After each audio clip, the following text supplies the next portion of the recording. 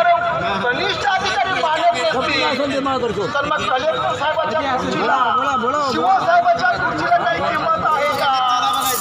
या प्रश्नाचं उत्तर द्या.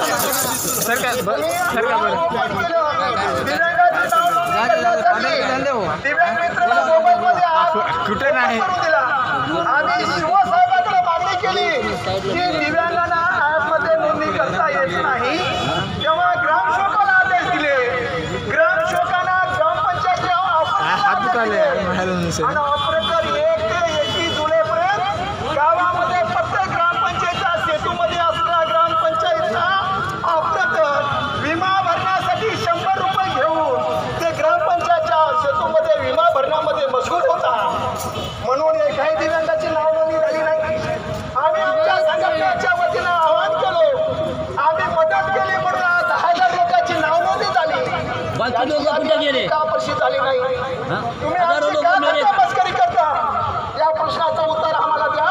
कलेक्टर साहेबांनी जर 15 तारखेची तारीख दिली असेल 15 ऑगस्ट तर नोव्हेंबरपर्यंत तुम्ही काय वाट बघितल्या? कोण्या अधिकाऱ्यावर तुम्ही कारवाई केल्या? त्याचं उत्तर साहेब द्या. दिव्यांग मित्र ॲपच्या बाबतीतची नोंदणी जी आहे ती अजूनही सुरूच आहे. त्याच्या बाबतीत माननीय जिल्हाधिकारी यांच्याकडे आज एक बैठक आहे. त्या बैठकीमध्ये पुढची दिशा आहे, कशा पद्धतीने आपल्याला याद्या प्रसिद्ध करायच्या आहेत, कशा पद्धतीने हे ॲप आता पुढे काम करणार आहे याच्या बाबतीतले ठरणार आहे. त्यामुळे निश्चित आपल्याला या ॲपची मदतच होईल. त्यामुळे मी दिव्यांग सर्व बांधवांना माझ्या विनंती करतो की आपण कृपया दिव्यांग ॲपमध्ये आपली नोंदणीची कार्यवाही मात्र आपण सुरूच ठेवा. सर, मला एवढंच म्हणायचं आहे, तुम्ही कलेक्टर साहेबांना दिलेला आदेश का मानत नाही? कलेक्टर अधिकारी का मानत नाही? शिवसाहेबांना 28 पत्र पीडीओला दिले. माननीय कलेक्टर साहेब डोंगरे साहेबांना 2 वेळेस प्रत्येक गटविकास अधिकारी विभाग प्रमुखाची बैठक घेतली आमच्या संघटनेच्या नेतृत्वाखाली आणि आमच्या समोर त्यांना सूचना देऊन जर कलेक्टरचे आदेश जर कमी मानत नसेल तर तुम्ही कलेक्टरची खुर्ची कशासाठी, शिवसाहेबांची खुर्ची कशासाठी याचं उत्तर द्या ना. सर, याच्यामध्ये महत्त्वाचं आता नोव्हेंबर किती आला?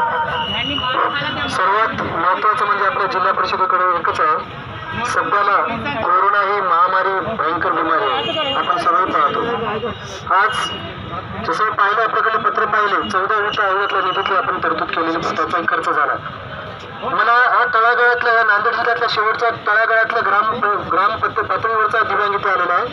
मी आपल्या या माध्यमातून आपल्या त्या सर्वांपर्यंत आपल्याकडून असं ऐकू इच्छितो की या 7 महिन्यामध्ये या कोरोनाच्या महामारीच्या या काळामध्ये आपल्या जिल्हा परिषदच्या जे काही संबंधितचे विभाग आहेत त्या जिल्हा परिषदेकडून माझ्या या तळागाळातल्या दिव्यांगासाठी अशी कुठली तुम्ही उपाययोजना केली ज्याच्यामुळे हा माझा बेरोजगार उपासमारीची त्याच्यावर वेळ आली?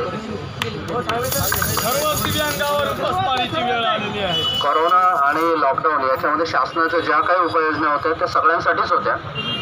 दिव्यांग बांधवांनी सुद्धा त्याचा लाभ घेतलेला आहे. ग्रामपंचायत